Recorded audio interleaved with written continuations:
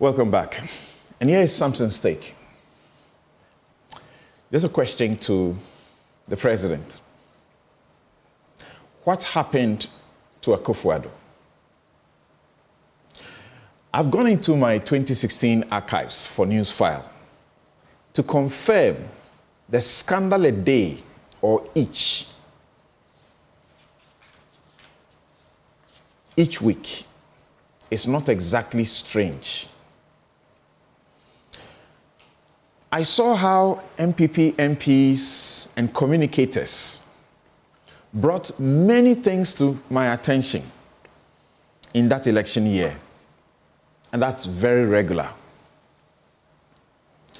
They would share documents and allegations of wrongdoing, especially corruption in the Mahama government. They will be persistent in their pursuits. They will make the news and literally lead the media debates. There were people who were almost always sleeping in these premises. I find NDC bigwigs do not do as much in this area.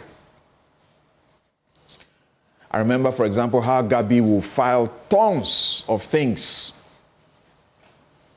Candidate Nana Akufo-Addo will join in condemning the rot and make citizens extremely proud. Very proud, I must confess. Then he will make corruption the major plank of his campaign,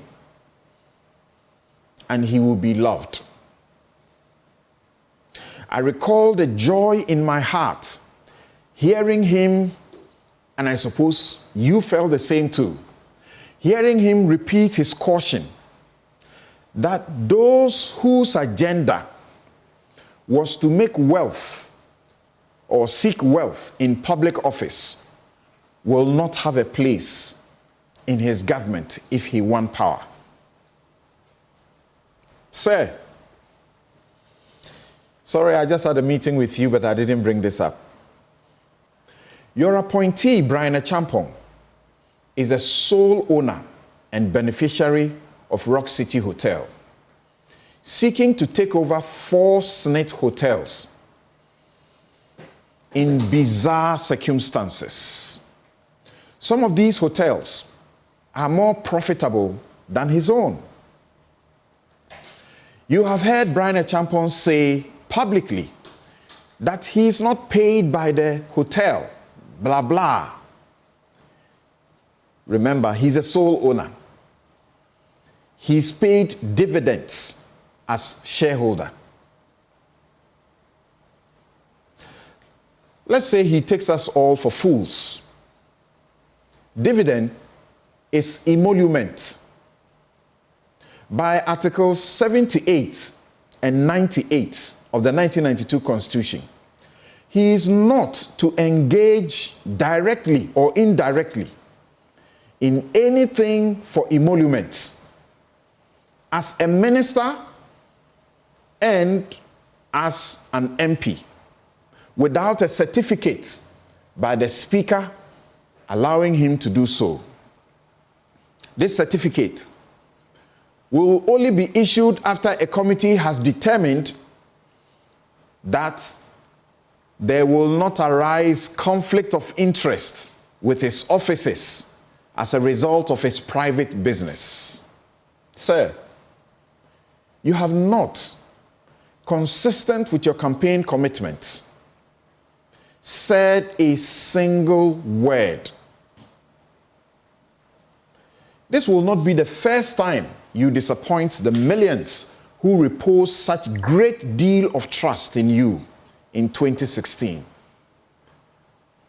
I have many times and for a long time asked if these scandals are simply things blown out of proportion by Ghanaians who are a very difficult people to govern. Yes, there are times I can't appreciate the hue and cry over easy to understand matters, like this fresh contract between the Ministry for Communication and those entities. people are raising issues. And the first issue is that this company was incorporated on the 18th of August or so, and that by the 22nd or so of August, you, the president, issued them the power and the contract to do these businesses. And they say that's a company, that's a day-old child. What people can't appreciate, which is easy to, is that this is a consortium. It's a group of companies with expertise that have come together under one umbrella. So there is no crime if their registration documents show that they are supposed to do 5G nationwide. That is not to say there was collusion before they got registered, because that's basic. If there is some wrong, let's point to it. But I find that there are many such that don't appear in the manner like this one. So, Mr. President, speak up. And that is my take. We'll be right back. I'll introduce my guest, and then we'll get into the vexed matters for today.